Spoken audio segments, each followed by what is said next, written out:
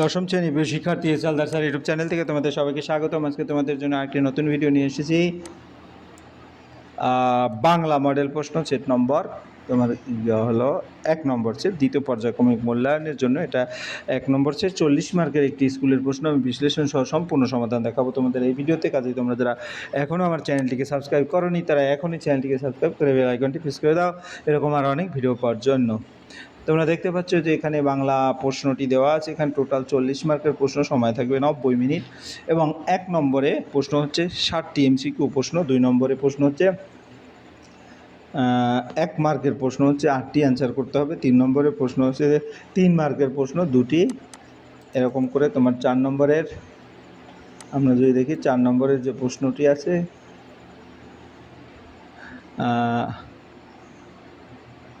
4 নম্বরের এই দেখা যাচ্ছে 4 নম্বর 5 নম্বর এক এক করে 6 নম্বর সমস্ত প্রশ্ন আমি এক এক করে সমস্ত প্রশ্নের উত্তরে দেখি সরাসরি প্রশ্নগুলি দেখিয়ে দিলাম। এবার আমরা উত্তরে চলে আসবো। তো প্রথম প্রশ্ন, প্রথমে রাত্রের মেল ট্রেন প্রতি একটি দৃষ্টি রেখো, সে যে বর্মায় এসেছে খবর সত্য, বক্তা কি? এক্ষেত্রে এই যদি আমি বলি প্রশ্নটি পথের দাবি থেকে নেওয়া। এখানে অপূর্বের কর্মজীবনের শুরুতে বর্মায় আসা যাওয়া এবং নজরদারি প্রসঙ্গে তোমার এসেছে। উক্তিটি জগদীশবাবু অপূর্বকে বলেছিলেন, অর্থাৎ জগদীশবাবু উত্তর হবে। আমি তোমাদের একবারে ডিটেলস বিশ্লেষণ সহ উত্তরগুলি দেখাবো, আর বাকি যে উত্তরগুলি সেগুলির অপশনে কি আছে সেটা তোমরা দেখে নেবে। আমি এত ডিটেলস বলতে গেলে অনেক সময় লেগে যাবে এই ভিডিওতে। দিগম্বরের জটায় ডাকে হাসি। হ্যাঁ, এখানে তোমাদের যদি বলি আসলে প্রথমে ধরতে হবে প্রশ্নটি কোত্থেকে এলো। এটা কবিতা প্রলয় উল্লাস, মূল পংক্তি দিগম্বরের জটায় হাসে শিশু চাঁদের পর, অর্থাৎ প্রলয়ের পর নতুন সৃষ্টির প্রতীক হিসাবে শিশু চাঁদের কিরণ হাসছে। তাহলে আমরা যদি উত্তর দেখি উত্তর হবে কোনটা? উত্তর হবে শিশু চাঁদের কর। এরপরের প্রশ্ন হচ্ছে জিজ্ঞাসিলা মহাবাহু বিস্ময় মানিয়া মহাবাহু বিস্মিত কারণ কি? মহাবাহু বিস্মিতের কারণ হচ্ছে এটা অভিষেক কবিতার মেঘনাদ। মহাবাহু শুনল যে বীরবাহু নিহত হয়েছে, সে অবাক হয়ে যায়, কারণ সে মনে করেছিল রাম লক্ষণ আগেই নিহত। তাহলে এখানে উত্তর হবে রামচন্দ্রের হাতে বীরবাহুর মৃত সংবাদ। এরপর পরের প্রশ্ন, পরের 4 নম্বর, বাইজির ছদ্মবেশে সেদিন হরিদার রোজগার মন্দ হয়নি। বাইজির ছদ্মবেশে হরিদার রোজগার করেন, কত টাকা রোজগার করেন? কিন্তু আমি জানি গল্পটা বহুরূপী। গল্পে স্পষ্টভাবে লেখা আছে মোট 8 টাকা 10 আনা পেয়েছিলেন, অর্থাৎ তাহলে উত্তর হবে 8 টাকা 10 আনা। এরপরের প্রশ্ন হচ্ছে তোমার জায়া ও পতি দম্পতি, এটি যে সমাসের উদাহরণ। আসলে জায়া ও পতি দম্পতি এটা হচ্ছে তোমার যদি ভালো করে দেখো 2 পদের অর্থই সমান গুরুত্ব পায়। যে সমাসে উভয় পদের অর্থ সমান গুরুত্ব পায় তাকে দ্বন্দ্ব সমাস বলে। তাহলে উত্তর হবে দ্বন্দ্ব সমাস। এরপরের প্রশ্ন হচ্ছে সিংহাসন শব্দের ব্যাসবাক্যটি হলো সিংহ চিহ্নিত, সিংহ দ্বারা লাঞ্ছিত আসন বা চিহ্নিত আসন। ঠিক আছে, এখানে সিংহ লাঞ্ছিত আসন বা সিংহ চিহ্নিত আসন, তাহলে আমাদের সিংহ লাঞ্ছিত আসন, অর্থাৎ এবারে খ নম্বর উত্তর। এরপরের প্রশ্ন, যে সমাসে প্রতিটি পদের অর্থ প্রাধান্য পায় সেটি কোন সমাস? সেটা হচ্ছে দ্বন্দ্ব সমাস। উত্তর মা ও বাবা, যেমন মা বাবা। তাহলে আমরা এক এক করে 7টি প্রশ্ন কিন্তু আমরা দিয়ে দিলাম। এরপরের প্রশ্ন কম বেশি এরকম করে টোটাল 9টি প্রশ্ন আছে। এখান থেকে 8টি প্রশ্নের উত্তর করতে হবে। প্রথম প্রশ্ন, নাদিলা করবুর দলের নাদের কারণ কি?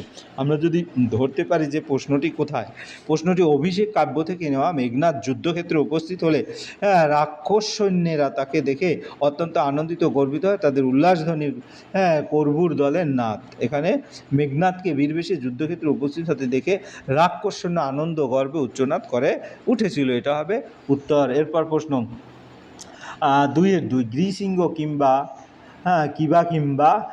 তরু যথা বজ্রাঘাতে, এই উক্তিটি কোন প্রসঙ্গে হয়েছে? এটা রাবণ কুম্ভকর্ণের মৃত্যুর কথা স্মরণ করে তার বিশাল দেহের অবস্থা বর্ণনা করছেন।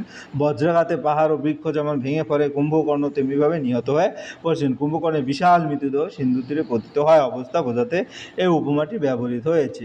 এরপর পরের প্রশ্ন, গল্প শুনে গম্ভীর হয়ে গেলেন হরিদার শোনা গল্পটি কি? আমরা যদি বলি এটা বহুরূপী গল্পের বন্ধুরা হরিদাকে জগদীশবাবুর বাড়িতে আগত এক সন্ন্যাসীর গল্প শোনায়। জগদীশবাবু সন্ন্যাসী শোনার খরম ও 100 টাকা প্রণামী দিয়েছিলেন। তাহলে আমার শোনা গল্পটি কি? হরিদার শোনা জগদীশবাবুর বাড়িতে আগত এক সন্ন্যাসীকে সোনার খড়ম 100 টাকা প্রণামী দেওয়ার গল্প শুনে হরিদা গম্ভীর হয়ে যান। এরপর পরের প্রশ্ন, বাহ, সত্যি খুব চমৎকার পুলিশ সেজেছিল হীরা। হরি কীভাবে পুলিশ সেজে অভিনয় করেছিল? হরিদা বহুরূপী সেজে নানা চরিত্রে অভিনয় করতেন। একবার তিনি পুলিশ সেজে লিচু বাগানে 4 ছাত্রকে ধরে ফেলেন, এমনকি স্কুল মাস্টারও তাকে সত্যিকারের পুলিশ ভেবেছিলেন।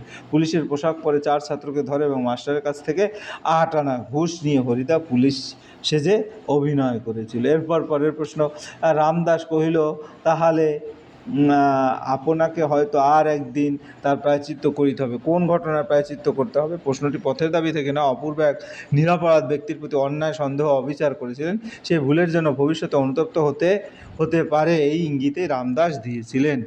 এক নিরপরাধ ব্যক্তিকে সন্দেহ অপমান করার ঘটনার জন্য অপূর্ব একদিন প্রায়শ্চিত্ত করতে হতে পারে বলে রামদাস মনে করেছিলেন।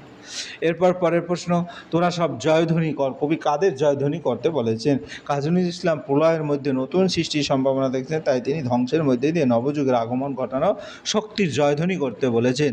হ্যাঁ, এরপর পরের প্রশ্ন হচ্ছে, অথবা স্তব্ধ চরাচর স্তব্ধ কেন? প্রলয়ঙ্করের ভয়ঙ্কর আবির্ভাব, অট্টহাসি ও তাণ্ডব দেখে সমগ্র বিশ্ব ব্রহ্মাণ্ড স্তব্ধ হয়ে গিয়েছিল। এরপর পরের প্রশ্ন, সমাস ও সন্ধির দুটো প্রধান পার্থক্য নিয়ে। শব্দের হচ্ছে মিলন সমাস আর ধ্বনির মিলন। অর্থ সংক্ষেপ করা হয় সমাসে আর ধ্বনিগত পরিবর্তন হয়। আমরা যদি বলি সমাসে 2 বা ততোধিক শব্দের মিলন ঘটে, সন্ধিতে 2 ধ্বনির মিলন ঘটে। সমাসে অর্থ সংক্ষেপ হয়, সন্ধিতে ধ্বনিগত পরিবর্তন ঘটে। এরপর পরের প্রশ্ন, বহুব্রীহি শব্দের অর্থ কি? বহু অর্থ অনেক, ব্রীহি হচ্ছে ধান। বহুব্রীহি শব্দের অর্থ যার অনেক ধান আছে। এরপর পরের প্রশ্ন, একশেষ দ্বন্দ্ব সমাজের একটি উদাহরণ দাও। একশেষ দ্বন্দ্ব সমাজের একাধিক পদের মধ্যে একটি পদ বিশেষ থাকে, পিতা ও মাতার পিতামাতা। হ্যাঁ, কাল সর্প শব্দের অথবা যে প্রশ্নটি ব্যাসবাক্য সহ সমাসের নাম লেখো। কাল সর্প হচ্ছে কালরূপ সর্প, সমাসের নাম হচ্ছে কর্মধারায় সমাস। এরপর পরের প্রশ্ন 3 নম্বর, আপনি একটি মিনিট থাকুন। বিরাগজি বক্তাকে তিনি কাকে কেন অপেক্ষা করতে বলেছেন? প্রশ্নটি বহুরূপী গল্প থেকে নেওয়া। গল্পে হরিদা বিরাগী সন্ন্যাসী ছদ্মবেশে জগদীশবাবুর বাড়িতে যান। তার অভিনয় এতটাই বাস্তব ছিল যে জগদীশবাবু তাকে প্রকৃত সাধু বলে মনে করেন। বিদায়ের সময় জগদীশবাবু বিরাগজিকে 101 টাকা প্রণামী দিতে যান। সেই সময় তিনি বিরাগজিকে কিছুক্ষণ অপেক্ষা করতে বলেন। প্রশ্নে 3টি বিষয় জানতে চাওয়া হয়েছে। বক্তাকে আমরা যদি বলি, কাকে বলা হয়েছে এবং কেন বলা হয়েছে? বক্তা ছিলেন জগদীশবাবু। কাকে বলা হয়েছে? তিনি বিরাগী সন্ন্যাসী ছদ্মবেশে হরিদাকে বিরাগজি বলে সম্বোধন করেছিলেন। জগদীশ তার প্রতি গভীর শ্রদ্ধা ও ভক্তি অনুভব করেছিলেন, তাই তিনি বিরাগজিকে কিছুক্ষণ অপেক্ষা করতে বলেন, যাতে তাকে প্রণামী স্বরূপ 101 টাকা দিতে পারেন এবং তার কাছ থেকে আশীর্বাদ ও উপদেশ লাভ করতে পারেন। পরের প্রশ্ন হচ্ছে, কি অদ্ভুত কথা বললে হরিদাকে? তার বলা কোন কথাকে অদ্ভুত কথা বলা হয়েছে? হরিদা একজন দরিদ্র বহুরূপী শিল্পী। তিনি নানা ছদ্মবেশ ধারণ করে জীবিকা নির্বাহ করেন। বিরাগী সন্ন্যাসীর বেশে জগদীশবাবুর বাড়িতে গিয়ে তিনি 101 টাকা পাওয়ার সুযোগ পান, কিন্তু তিনি সেই টাকা নেননি। পরে বন্ধুরা অবাক হয়ে কারণ জিজ্ঞেস করেন। তিনি বলেন, শত হোক একজন বিরাগী সন্ন্যাসী হয়ে টাকা ফাঁকা কী করে স্পর্শ করি বলো?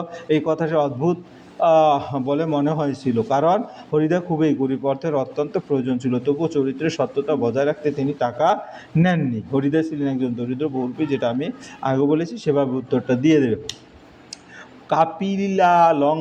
কাপিলা জলধি, লঙ্কাপুরী ও জলধি কেঁপে তার কী নির্দেশ করে? প্রশ্নটি অভিষেক কাব্য থেকে নেওয়া। বীরবাহুর মৃত্যু সংবাদ শুনে মেঘনাদ ক্রোধে উন্মত্ত হয়ে যুদ্ধযাত্রা শুরু করে। সে রথে আরোহণ করে ধনু ওকে টঙ্কার দেয়। তার ভয়ঙ্কর হুঙ্কার, বীরদর্প, যুদ্ধ উন্মাদনা এত প্রবল ছিল যে কবি কল্পনায় দেখিয়েছে। কাপিলা লঙ্কা জলতে, অর্থাৎ মেঘনাদের শক্তির প্রভাবে সমগ্র লঙ্কা সমুদ্র যেন কেঁপে উঠেছিল।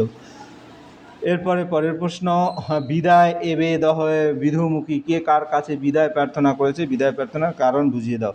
যুদ্ধে যাওয়ার আগে মেঘনাদ তার স্ত্রী প্রমীলার সঙ্গে দেখা করে।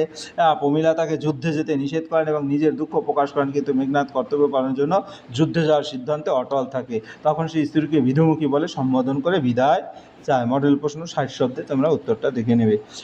পরের প্রশ্ন, ধ্বংস দেখে ভয় কেন? তো কবি কাদের কথা বলেছেন? তারপরে ধ্বংস দেখে ভয় করার মধ্যে ভুল কোথায় ছিল? এই প্রশ্নটি পোলারিলেস থেকে নেওয়া। কবি কাদের বলেছেন? কবি সাধারণত ভীতু, রক্ষণশীল ও পরিবর্তন বিরোধী মানুষটির উদ্দেশ্যে বলেছিলেন। ধ্বংস থেকে ভয় করা ভুল কেন? ধ্বংস মানেই সর্বনাশ নয়, পুরানো জীর্ণ অন্যায় ব্যবস্থার অবসান ঘটায় ধ্বংস।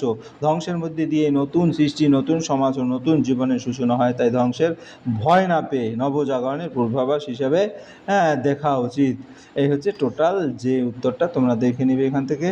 ধ্বংস দেখে ভয় কেন? তোর এই কথাটি কবি নজরুল ইসলামের ভীতু রক্ষণশীল মানুষদের উদ্দেশ্যে বলেছেন। সাধারণত মানুষ ধ্বংসকে সর্বনাশ বলে মনে করে এবং তাকে ভয় পায়, কিন্তু কবির মতে এই ধারণা ভুল। নজরুল বিশ্বাস করেন যে ধ্বংসই নতুন সৃষ্টির পথ প্রশস্ত করে। সমাজে অন্যায়, অত্যাচার, কুসংস্কার ও জীর্ণতাকে দূর করার জন্য ধ্বংসের প্রয়োজন হয়। পুরাতন ও অকল্যাণকর ব্যবস্থার অবসান ঘটলে নতুন জীবন, নতুন সমাজ ও নতুন আদর্শের জন্ম সম্ভব হয়। তাই কবি প্রলয়কে শুধু বিনাশ নয়, নবসৃষ্টির সূচনা হিসেবে দেখেছেন। ধ্বংসকে ভয় করলে মানুষ পরিবর্তনকে গ্রহণ করতে পারে না, অথচ পরিবর্তনের জীবনের নিয়ম। তাই কবি সকলকে ধ্বংসের ভয় ত্যাগ করে নবযুগের আগমন স্বাগত জানানোর আহ্বান জানিয়েছেন। ধ্বংস থেকে ভয় করা ভুল, কারণ ধ্বংসের মধ্যে নতুন সৃষ্টির সম্ভাবনা নিহিত থাকে।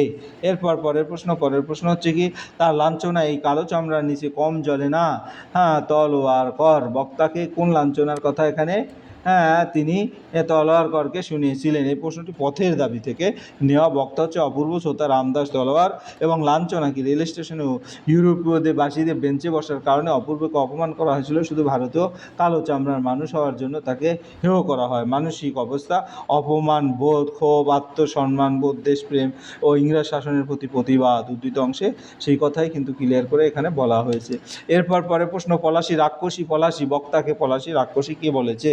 আমরা যদি বলি পলাশী সিরাজদৌল্লা নাটক থেকে নেওয়া হয়েছে। বক্তা হলেন সিরাজদৌল্লা। পলাশীকে রাক্ষসী বলা হয়েছে কেন? পলাশীর যুদ্ধ, সিরাজদৌল্লা পরাজয়ের ফলে বাংলার স্বাধীনতা অবসান ঘটে। মির্জাফর অন্যান্য বিশ্বাসঘাতকতা ষড়যন্ত্রে নবাব পরাজিত হন। পলাশীর যুদ্ধক্ষেত্রে যেন সিরাজের স্বপ্ন ক্ষমতা ও বাংলার স্বাধীনতাকে গ্রাস করেছিল। তাই শোক, ক্ষোভ এবং হতাশাতে তিনি পলাশীকে রাক্ষসী বলে অভিহিত করেন। এরপর পরের প্রশ্ন, বাংলা শুধু নয়, বাংলা শুধু হিন্দুর নয়, বাংলা শুধু মুসলমানের নয়, মিলিত হিন্দু মুসলমান মাতৃভূমি তুল্যই বাংলা। বক্তাকে কোন পরিস্থিতি তিনি কথাটি ব্যক্ত করেছেন? প্রশ্নটি সিরাজদৌল্লা নাটক থেকে নেওয়া। বক্তা হলেন সিরাজদৌল্লা। ইংরেজরা বাংলায় নিজেদের ক্ষমতা বাড়ানোর জন্য হিন্দু মুসলমানের মধ্যে বিভেদ সৃষ্টি করার চেষ্টা করেছিল। সিরাজদৌল্লা বুঝতে পেরেছেন যে জাতিগত ধর্মীয় বিভক্তি বাংলার জন্য ক্ষতিকর, তাই তিনি সকলকে ঐক্যবদ্ধ হওয়ার আহ্বান জানিয়েছেন। মূল বক্তব্য হচ্ছে বাংলা কোনো একক সম্প্রদায় নয়, হিন্দু মুসলমান উভয়ের মাতৃভূমি। এরপর ঘুমের মধ্যে কনির মুখ উজ্জ্বল হয়ে উঠল। এটা 6 নম্বরের প্রশ্ন। কনি কোথায় ঘুমিয়ে পড়েছিল এবং কোন স্বপ্ন দেখে তার মুখ উজ্জ্বল হয়ে উঠেছিল? কনি ছিল দরিদ্র জেলে পরিবারের মেয়ে। দীর্ঘদিনে অভাব অনটন ও কঠোর পরিশ্রমে ক্লান্ত হয়ে সে নদীর ধারে নৌকোর মধ্যে ঘুমিয়ে পড়েছিল। ঘুমের মধ্যে কনি এক সুন্দর স্বপ্ন দেখেছিল। সে স্বপ্নে দেখেছে যে একজন দক্ষ সাঁতারু হিসেবে সকলের প্রশংসা অর্জন করছে। নদীর জলে সে দুর্দান্ত কৃতিত্ব দেখিয়ে প্রতিযোগিতায় জয়লাভ করেছে। তার সাফল্যে গ্রামের মানুষ আনন্দিত এবং তাকে অভিনন্দন জানাচ্ছে। কনির পরিবারও তার সাফল্যে গর্বিত। যে নদীকে সে এতদিন জীবিকার মাধ্যম হিসেবে দেখেছে, সেই নদী তার সম্মান ও গৌরবের উৎস হয়ে উঠেছে। স্বপ্নে নিজের উজ্জ্বল ভবিষ্যৎ, সাফল্য, সম্মানের ছবি দেখে কনির মনে মনে নতুন আশা ও আত্মবিশ্বাস জন্ম নেয়। জীবনে দুঃখ কষ্ট ভুলে সে যেন নতুন করে বাঁচার প্রেরণা খুঁজে পায়। সেই আনন্দ, আশা এবং সাফল্যের অনুভূতি তার ঘুমন্ত মুখকে উজ্জ্বল করে তুলেছিল। লেখক এই ঘটনার মাধ্যমেই কনির স্বপ্নময় মন, সংগ্রামী জীবন এবং ভবিষ্যতের প্রতি তার আশাবাদী দৃষ্টিভঙ্গি তুলে ধরেছেন। এরপর পরের প্রশ্ন, তোর আসল লজ্জা জলে, আসল গর্ব জলে। বক্তাকে উদ্দেশ্য, বক্তাকে তিনি কীভাবে উদ্বুদ্ধ করে তুলেছিলেন তা উদ্ধৃতির আলোকে বিশ্লেষণ। উদ্ধৃত অংশটি মতিনন্দীর কনি গল্প থেকে নেওয়া। এখানে বক্তা হলেন ক্ষিতিশ সিংহ এবং উদ্দেশ্য ব্যক্তি কনি। কনি ছিল দরিদ্র পরিবারের মেয়ে। নানা প্রতিকূলতা, দরিদ্র সামাজিক অবহেলার মধ্যে সে সাঁতার শেখার চেষ্টা করছিল, কিন্তু বারবার ব্যর্থতা, অপমানতার কারণে সে হতাশ হয়ে পড়তো। তখন তার প্রশিক্ষক খিদ্দা তাকে উৎসাহ দিয়ে বলেন, তোর আসল লজ্জা জলে, আসল গর্বও জলে। এই কথার মাধ্যমে খিদ্দা বোঝাতে ছিল যে কনির জীবনে সাফল্য, ব্যর্থতা, সম্মান, অপমান সব কিছুই সাঁতারের সঙ্গে জড়িত। তাই তাকে ভয়, সংকোচ, হতাশা দূর করার জলের মধ্যে নিজের যোগ্যতার প্রমাণ দিতে হবে। তিনি কনিকে কঠোর পরিশ্রম, অধ্যবসায় এবং আত্মবিশ্বাসের শিক্ষা দেন। বারবার অনুশীলনের মাধ্যমে নিজের সীমাবদ্ধকে অতিক্রম করার জন্য উদ্বুদ্ধ করেন। খিদার এই অনুপ্রেরণা কনির মধ্যে নতুন সাহস সঞ্চার করে। সে আরও নিষ্ঠা এবং অনুসরণ করে, শেষ পর্যন্ত সাফল্য অর্জন করে। উদ্ধৃতি তাই সংগ্রাম, আত্মবিশ্বাস ও অধ্যবসায়ের গুরুত্বকে প্রকাশ করে। এরপর পরের প্রশ্ন, বিদ্যালয়ে আন্তর্জাতিক মাতৃভাষা দিবস উদযাপন। বিদ্যালয় আন্তর্জাতিক মাতৃভাষা দিবস উপলক্ষে একটা নিজস্ব সংবাদদাতার প্রতিবেদন। আজ আমাদের বিদ্যালয়ে যথাযোগ্য মর্যাদা উৎসাহের সঙ্গে আন্তর্জাতিক মাতৃভাষা দিবস পালিত হয়েছে। দিবস উপলক্ষে বিদ্যালয় প্রাঙ্গণ বিশেষভাবে সজ্জিত করা হয়। অনুষ্ঠানের সূচনায় ভাষা শহীদের স্মরণে জাতীয় সঙ্গীত পরিবেশনের শহীদ বেদিতে পুষ্পার্ঘ অর্পণ করা হয়। বিদ্যালয়ের প্রধান শিক্ষক তার বক্তব্য 1952 সালে ভাষা আন্দোলনের ইতিহাস ও মাতৃভাষার গুরুত্ব সম্পর্কে ছাত্রছাত্রীদের অবহিত করেন। তিনি ভাষা শহীদদের আত্মত্যাগের কথা স্মরণ করে মাতৃভাষার মর্যাদা রক্ষার আহ্বান জানান। এরপর ছাত্রছাত্রীদের অংশগ্রহণে আবৃত্তি সঙ্গীত, ভাষা আন্দোলন ভিত্তিক নাটিকা এবং বক্তৃতা প্রতিযোগিতার আয়োজন করা হয়। ভাষা আন্দোলনের ইতিহাস নিয়ে একটি প্রদর্শনীর ব্যবস্থা করা হয়, যা সকলের দৃষ্টি আকর্ষণ করে। অনুষ্ঠান শেষে ভাষা শহীদদের প্রতি শ্রদ্ধা জানিয়ে সকলে মাতৃভাষার উন্নয়ন ও সংরক্ষণের অঙ্গীকার করে। সমগ্র অনুষ্ঠানটি শৃঙ্খলভাবে ও ভাবভঙ্গের পরিবেশে সম্পন্ন হয়।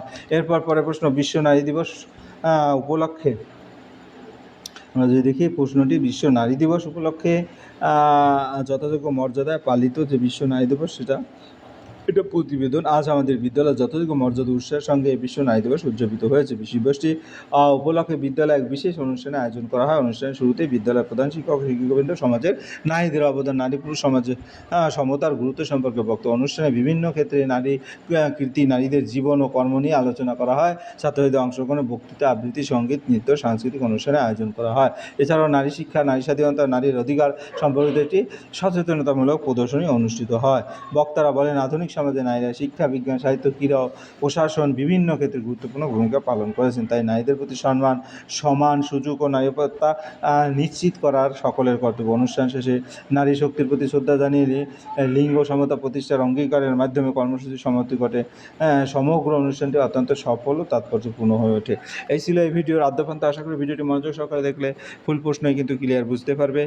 আর এরকম আরও ভিডিও দেখার জন্য তোমরা অবশ্যই চ্যানেলটি সাবস্ক্রাইব করে রাখবে এবং তোমাদের সমস্ত বিষয়েরই কিন্তু ভিডিও এই চ্যানেলের মাধ্যমে দেখতে পাবে। পরিশেষে বলবো, ভিডিওটি দেখার জন্য অসংখ্য ধন্যবাদ। ভিডিও ভালো লাগলে লাইক, কমেন্ট, শেয়ার করতে ভুলবে না। আজ এই পর্যন্তই। ধন্যবাদ। वीडियोस बनाने हैं, फिल्मोरा है ना।